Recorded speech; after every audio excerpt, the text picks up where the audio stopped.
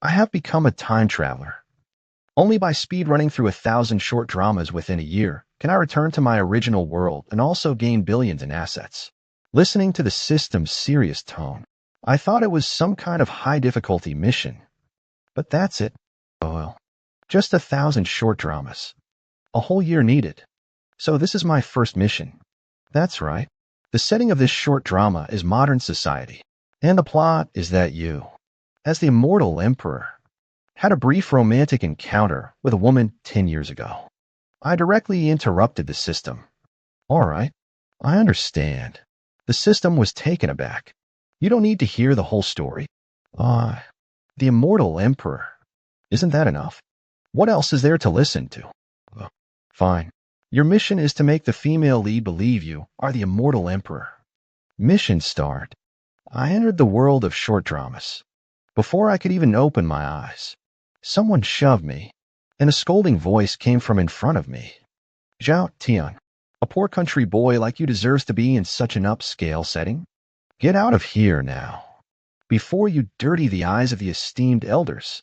Opening my eyes, I saw a young man with an arrogant expression right in front of me, pointing at my nose and cursing me out. Don't think that just because you had one ridiculous encounter with Lin Shui, you can worm your way into high society. Miss Lin only keeps you around as a servant out of pity. Take a good look at yourself. How do you even dream that Miss Lin is your wife? I ignored him and glanced around. I found myself in a magnificent hall. The floor beneath my feet was paved with fine white marble, and the crystal chandelier overhead sparkled with dazzling brilliance, clearly worth a fortune. The people around me were dressed in the utmost luxury, holding glass cups filled with various fine wines. Yet their faces were full of mockery and scorn, looking at me as if I were a clown meant for their amusement. Turning to look at him, his eyes were filled with contempt and hatred. I understand. Lin Rushue was the woman with whom I had a fleeting romantic encounter, and he coveted Lin Rushue. What a good person. He explained everything clearly as soon as he arrived. I said with a face full of gratitude, "Thank you." A flicker of shock crossed his face.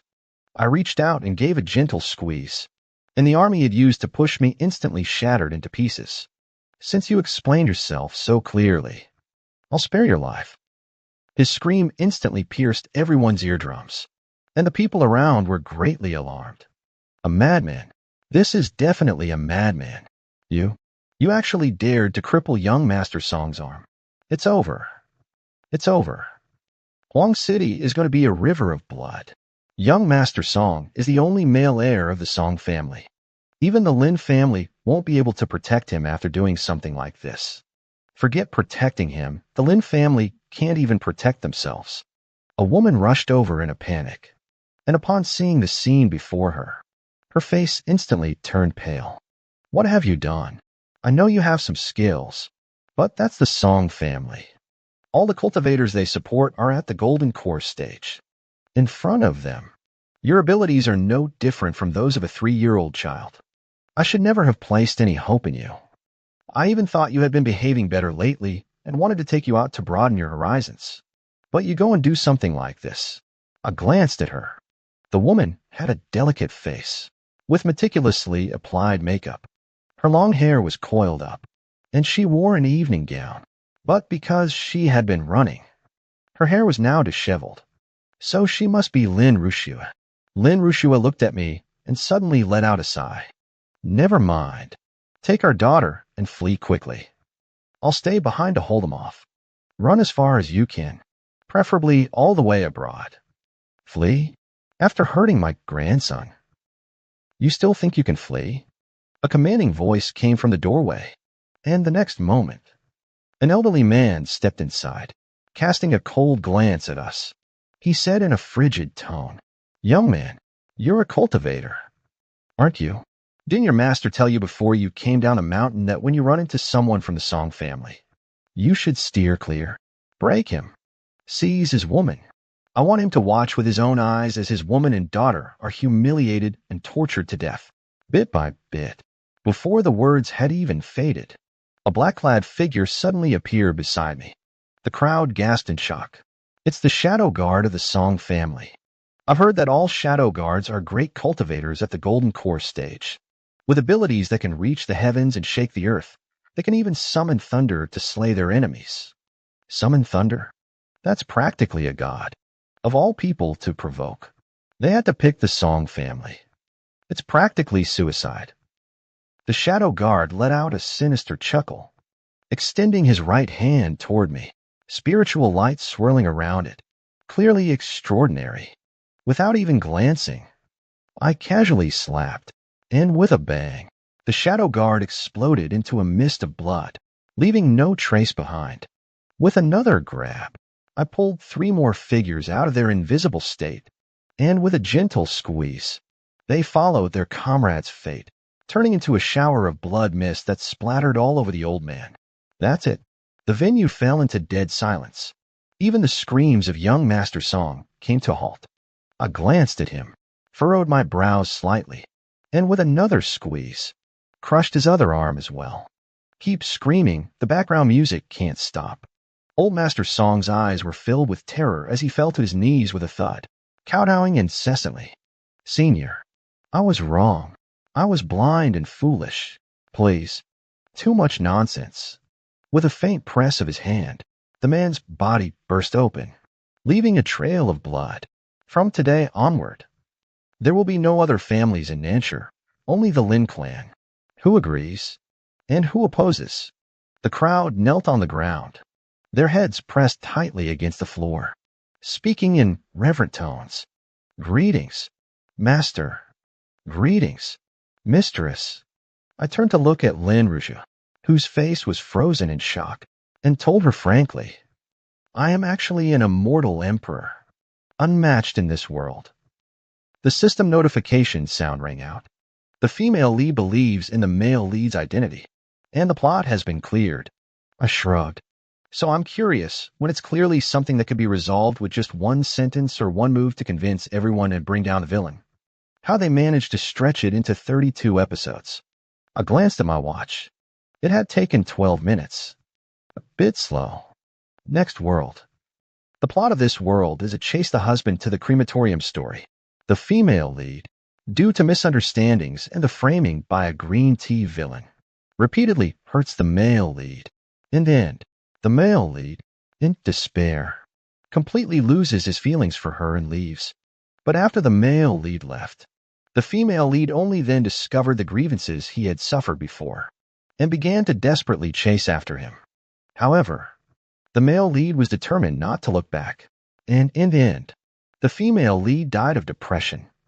The male lead's background is that he is the son of the richest man, and the female lead's family only survived thanks to the male lead. Just for this trivial matter, they made 53 episodes. Yes. All right, let's start the mission. When I opened my eyes again, a man and a woman appeared before me. The man was standing beside the woman with a pitiful expression, while the woman, full of rage, pointed at me and scolded. Zhao Shirin, how can you be so malicious? You know perfectly well that Jie can't eat pineapple. Yet you deliberately ordered a pineapple cake for him. Are you trying to kill him? Smack. I slapped her across the face with a backhand. Divorce. Get out. Warning. This world is a husband-chasing crematorium world. If the female lead doesn't regret it, the mission won't be considered complete. As if I hadn't heard a thing, I turned to Lang Royu, who was stunned by my slap, and delivered another backhand, replying in my mind, there are many ways to make her regret it. So why choose the most frustrating one? Then at least explain yourself. Go through the motions. Okay. Would she believe me even if I explained? No, she wouldn't. Then it's over. If she truly trusted me, there would be no need to explain. If she didn't trust me, even if I laid the evidence right in front of her, she still wouldn't believe me. So why waste my breath? After slapping her twice, I finally took out my phone and called my subordinate. Starting today, withdraw all support for the Ling family and go all out to strike them down. I want the Ling family to have no place to rest their heads. Young master, are you serious? Are you deaf or just slow? I don't want to repeat myself. I apologize. Young master, I understand now. As the son of the richest man, the original owner actually chose to be a simp, even being treated worse than a dog through manipulation. The Ling family grew from a small clan to its current state entirely thanks to the original owner's relentless support. Yet now she dares to treat him like this. Who gave her the confidence? In just 5 minutes, Lung Royu received over a dozen calls, all without exception from suppliers cutting off their business relationships. With each phone call she answered, her face grew a shade paler. By then, her face had turned as white as paper. Only then did she realize that I was playing for real. Without these suppliers, none of the contracts she had signed could be delivered on time, and the penalties alone would be enough to bankrupt her. Adding my attacks on top of that, the entire Ling family probably wouldn't last a week. And she knew very well that unless I gave the word, no supplier in the country would dare to provide her with goods. Lung Royu's face turned pale, tears welling up in her eyes as she looked up at me with a pitiful expression. Shurian, I was wrong. I won't dare to do it again. I'll marry you and never get entangled with anyone else from now on. Please forgive me. Okay? See, she knows it herself. She's being ambiguous and entangled with others. It's just that I used to spoil her too much, making her take it for granted and become arrogant. Detected extreme regret from the female lead. Mission complete. Glanced at the watch. 5 minutes.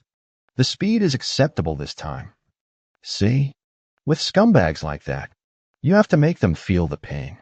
She's already messing around with someone else, and you still expect her to care about you or show you affection. Isn't that ridiculous? The funniest thing is that kind of plot where someone packs up all their belongings before leaving, thinking that the other person will feel heartache and regret when they see this scene. You're a living, breathing person right here, and she doesn't care about you. But if you take away a pile of junk, suddenly she cares, cleaning the room spotlessly, making it seamless for the mistress to move in, yet still feeling deeply devoted, resolute, and tragically poetic. There's only one word to describe such a person. Despicable. Continue the task. This time, the plot is a rebirth revenge story. You are the eldest son of a prestigious family in the capital, with a childhood sweetheart to whom you were betrothed since childhood. On the day you both came of age, your families even held an engagement ceremony for you. But during the years you were abroad, your first love, Ayumo, fell in love with someone else. To be with him, she deliberately invited you on a cruise trip, and while you were off guard, she pushed you into the sea and killed you. But you were reborn, so you decided to play along, board the cruise ship, and expose her true colors. No, she's already prepared on the cruise ship, and the protagonist still dares to board. Isn't he afraid of dying again? By normal people's logic, shouldn't you stay as far away as possible and then use your family's influence to destroy her? Why must you personally take the risk? System. I don't know either. That's just how the plot goes. All right, understood. There aren't many normal people in short dramas. At least this short drama knows to set the plot on the high seas, unlike some others where, even in the capital, they kill people at will as if the police don't exist. What is the mission? Expose Ayuma's true colors. Let everyone know her malicious nature. Make her abandoned by her family and friends, and despised by all.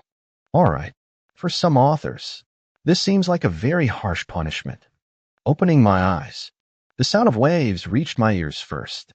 I was taken aback. Damn, just throw me into the sea? The dam system thinks I cleared it too easily the first 2 times. So now it's starting to mess with me. Huh? I was originally planning to never go overseas and just use my family's influence to destroy her. No, since the original owner knew his first love was going to harm him and still dared to board the ship. Had he already prepared for it? Damn system. Did the protagonist already have everything arranged on the cruise ship? Indeed, there is an arrangement. I perked up. That's more like it. Did you arrange bodyguards? How many are there? Not a bodyguard, but a photographer. The original host had arranged for a photographer wearing a hidden high-definition camera to capture the scene of the first love pushing the original host into the sea. In order to ruin her reputation. I knew it. Expecting characters with normal intelligence in short dramas is wishful thinking. It was my fault for having hope in him. I took out my phone and sent a message to my family, telling them to send a private helicopter to pick me up immediately. I am currently on a large luxury cruise ship, which is fully equipped with entertainment facilities, including a swimming pool. Most importantly, there is a small helipad for emergency use. Just after sending the text message, there was a knock on the door. Looking at the time, it should be around the moment when Yuma tricked me into going out and pushed me into the sea. I rolled my eyes, knowing she was trying to set me up. There was no way I was foolish enough to go out. Although she was just a woman, who knows if she had any accomplices? I made up my mind not to go out. The knocking on the door stopped after a while. I looked through the peephole, and there was no one at the door anymore. I don't know what she plans to do next.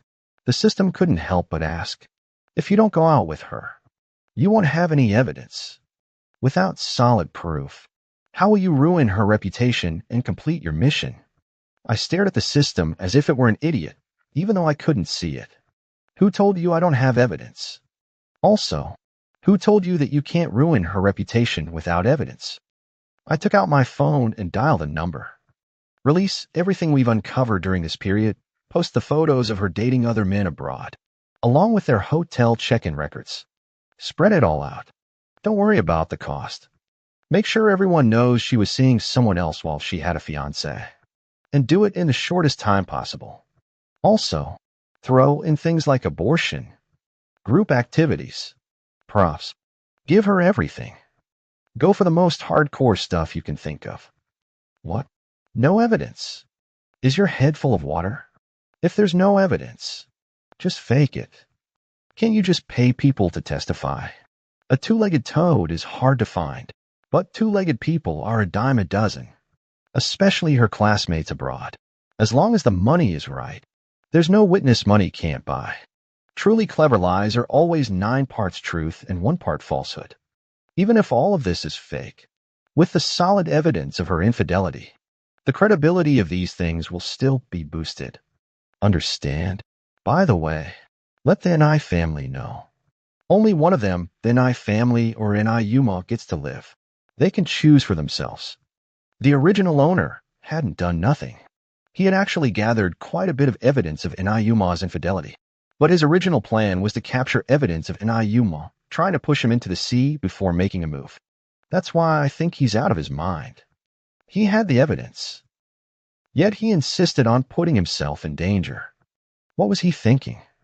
The people under my command worked very quickly. In just over half an hour, scandals about the NI family's daughter began appearing online. The NI family showed no reaction at all. A faint smile curled at the corner of my mouth. It seemed they could clearly distinguish between a family's fate and a woman's fate. A daughter can be born again. But if the family is lost, everything is lost. After more than 10 minutes, the NI family issued a statement. Yuma has willingly debased herself, tarnishing the NI family's reputation.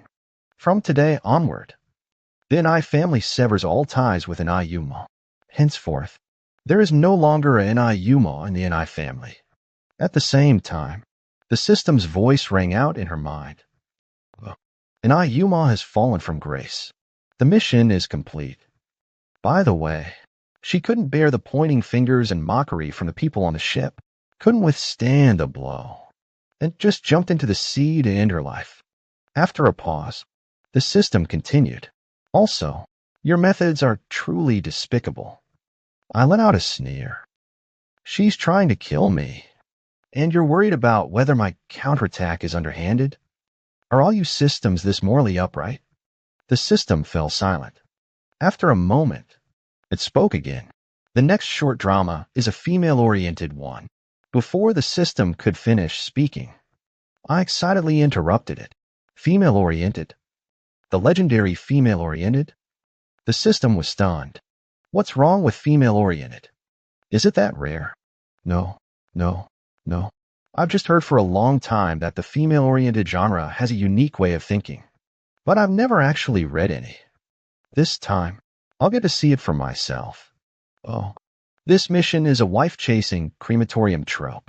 The protagonist is an orphan, abandoned by her parents since childhood, with no background at all. She is merely used by the male lead as a substitute for his first love. But when the first love returns, the male lead directly abandons the female lead. However, the first love found the female lead too obstructive. So the male lead, in order to please his first love, tormented the female lead in every possible way. Later, the first love secretly caused the female lead's death, but told the male lead that she had latched onto another wealthy man and gone abroad. The first love thought the male lead would forget the female lead this way, but unexpectedly, it made him realize that he had long fallen in love with her. The male lead went mad searching for the female lead, only to discover that she had long been killed by his first love. Thus, the male lead went insane and took revenge on the first love and her family, ruining them completely. Afterward, he slept every day holding the female lead's ashes, living in gloom for the rest of his life. Task objective: make the male lead regret it. Me? What kind of twisted thinking could come up with this plot? I've long heard that female-oriented stories are wild, but I never expected them to be this wild. Let's not even mention the fact that the police seem non-existent. It's just standard short drama logic. The whole treat her like a dog when she's alive, then suddenly act deeply in love after she dies plot is just too ridiculous. If someone truly loves you, would they ever be willing to hurt you? What kind of person actually watches this kind of storyline? Wait, no. This damn system is making things difficult for me again. In this world, I have neither connections nor strength. Making the male lead regret his choices will probably be very difficult. I might have to stick to the original plot. But if I follow the original plot, it will take at least a month. TSK damn system. Thought I had it too easy the first 2 times. So you're messing with me now. Huh? Fine. Let's see who messes with who. Opening my eyes, I found myself facing a handsome man with sharp brows and bright eyes.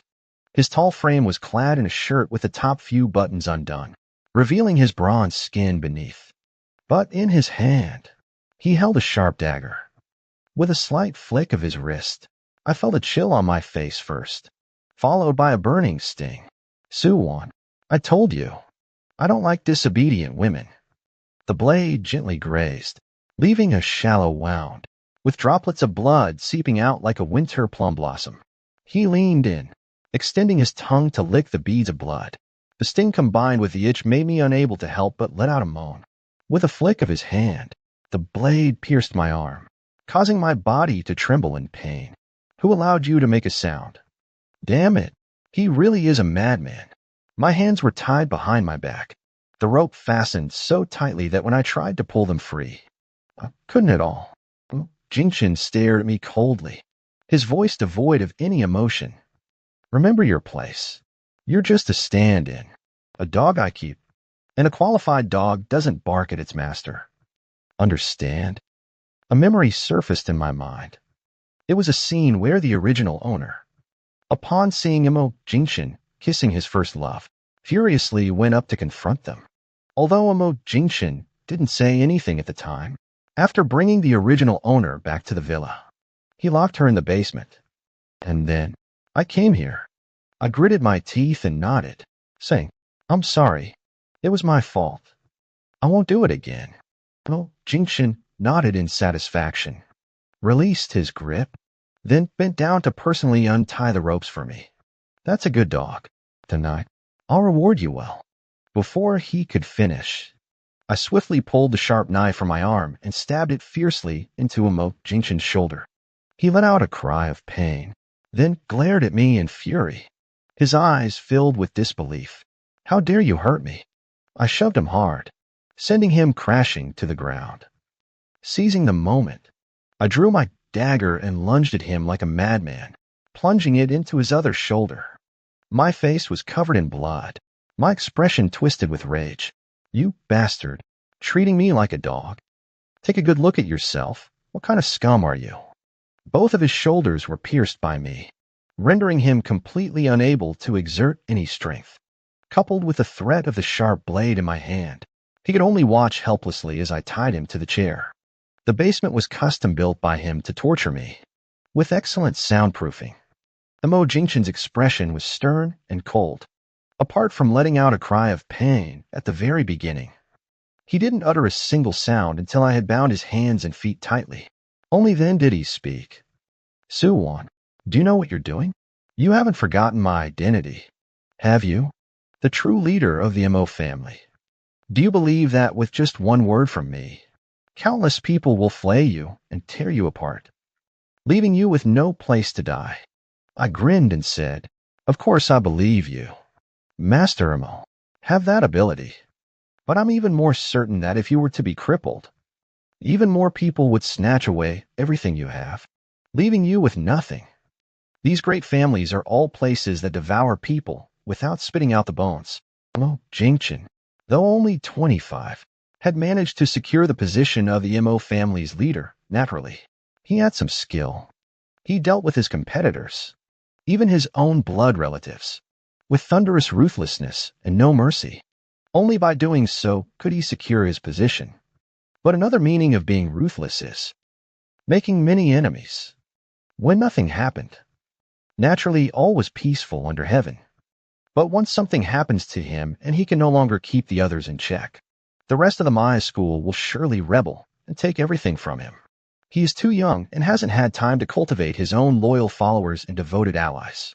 Once he loses his power, no one will help him. So, if he becomes a cripple, it's easy to imagine, even with his toes, how low he would fall. Mo Jingchen's face instantly turned deathly pale, and for the first time, a look of fear appeared on his expression. What exactly do you want to do? Wanwan, don't be impulsive. I love you. I just care about you too much. Let me go, and I'll pretend today never happened. We'll still be engaged, and I can still marry you, giving you the most grand wedding.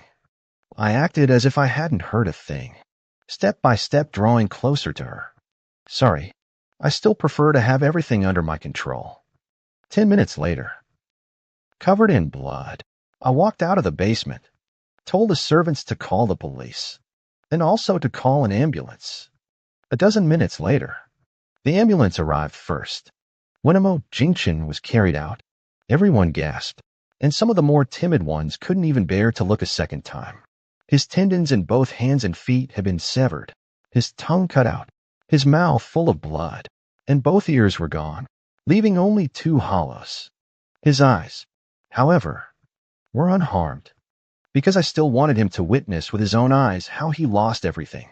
As the stretcher passed by me, his gaze toward me was still filled with rage, as if he wanted to devour me alive. I let out a sneer and leaned close to his ear, speaking softly. Regret it. Actually, you could have just given me some money and kicked me out back then, but you insisted on using me as a tool to vent your anger over your first love. But you should know, even a tool can bite its master. Oh, and once you lose your position as the head of the Mo family and end up looking like this, do you think your first love will still want you? As my words fell, his body trembled, the fury in his eyes fading entirely, replaced by deep despair and regret. Detected the male lead's extreme regret. Mission complete. Done. I snapped my fingers, a look of delight spreading across my face. You say the male lead is crazy, but I think you're even crazier than him. Actually going down together with him. How can this be called mutual destruction? In the original story, the protagonist dies, and dies a particularly miserable death, right? Now at least I have a chance to fight for a life sentence, which is better than being tortured to death, isn't it? So this isn't mutual destruction, this is finding a way out of a dead end. Over the next 6 months, I went through hundreds more short drama worlds. There are all kinds of regret dramas set in crematoriums, worldly dramas about fake and real young masters, face-slapping power fantasies like the Dragon King descending the mountain or an immortal emperor emerging, and satisfying revenge rebirth stories though I don't see how some dramas that drag through 50 episodes of frustration only to turn the tables in the last 3 episodes are supposed to be satisfying. There are also ancient, modern, otherworldly, apocalyptic, and various other settings. Oh, and there are sweet romance stories too. My favorite to get through are the sweet romance stories. Too simple. All you need is a mouth. As long as you're willing to speak. Almost all sweet romance stories can be completed within 30 minutes. The fastest record is 1 minute. It's just a pity that the damn system noticed I was clearing stories too quickly. So it stopped giving me sweet romances later on. Still, I managed to finish 999 short dramas in half a year. The reason I rushed so much was that I was worried the damn system might throw an ultra-difficult script at me at the very end. So I wanted to leave as much time as possible. Just in case. After clearing everything, I had half a year left, and I don't regret it. But if I'm just one level away from clearing the game but run out of time, I'd regret it so much I'd jump off a building. Seeing how hard I was grinding, even the system couldn't help but ask me once, "Aren't you afraid of dropping dead from overworking?" Oh well. A capitalist can buy my 996 for 5,000 a month. But now I can earn 10 billion a year. I'll go straight to 007. The last short drama. The real and fake young masters. The plot is still the same as usual. You are the real young master, and the goal is to drive the fake young master out of the house. My eyes lit up. In the past, I always took the evil path for a quick finish. This time, with plenty of time left, I plan to try other ways to clear the game. Anyway, I asked the dog system, and it allows failing to clear levels. As long as I can clear 1,000 short dramas within a year. Opening my eyes, a gentle voice came from beside me. "How? You've just returned. Pick a room you like." I turned my head and saw a richly dressed woman looking at me with eyes full of concern. Behind her stood a young man with a warm smile on his face. But I keenly noticed a hint of malice in his gaze as he looked at me. "Just kidding. Do you think I cleared 999 short dramas for nothing? I already know what the next plot twist is. It's nothing more than the fake young master pretending to be generous, voluntarily offering to give up his room while putting on a pitiful act to gain sympathy. Mom, let my younger brother stay in my room. After all, it was supposed to be his room in the first place. I've been occupying it for so many years. It's long overdue that I return it to him. Brother, please don't blame me. I never wanted to take over your life. If you don't like me, I'll move out tomorrow. After all, I'm just an outsider. You're the real family." See? The moment he opened his mouth, I knew exactly what nonsense he was about to spew. Seeing his aggrieved expression and reddened eyes, Mom's gaze instantly softened. "Bowen, you..." Before she could finish, my voice, full of hurt, rang out from the side. "Brother Bowen, I never expected you to see me this way. It turns out I'm the one who shouldn't have come back. If it weren't for me, Brother Bowen wouldn't be overthinking, and Mom wouldn't be so heartbroken. I'm sorry for disturbing your family. I'll leave now. Mom, this is the last time I'll call you Mom. I'm just not fortunate enough to be your son. Goodbye, Mom. I hope in the days ahead, you stay healthy and live a long life." I knelt down, kowtowed 3 times, got up, and left. Now even my mother forgot to comfort G. Bowen and quickly hugged me. Her eyes read, "Don't overthink it. You are Mom's good son, and you will always be Mom's son." I asked in a hoarse voice, "But Brother Bowen..." My mother turned her head, her brows slightly furrowed. "Bowen, what did I tell you? You need to get along well with your brother. For no reason at all. Why would your brother kick you out? In your heart, is he really that unreasonable of a person?" G. Bowen shook his head with an unpleasant expression, forcing a faint smile onto his face. "Of course not. I misspoke just now. I hope you won't hold it against me. Little brother." I smiled back at him and said, "You're my brother. How could I ever blame you?" After comforting me a bit more, Mom led me to pick out a room. I randomly picked a room. "Just let the butler know whatever you need, and they'll take care of it for you." "Thanks." Mom. Mom smiled gently and turned to leave. After she left, the smile on G. Bowen's face instantly vanished.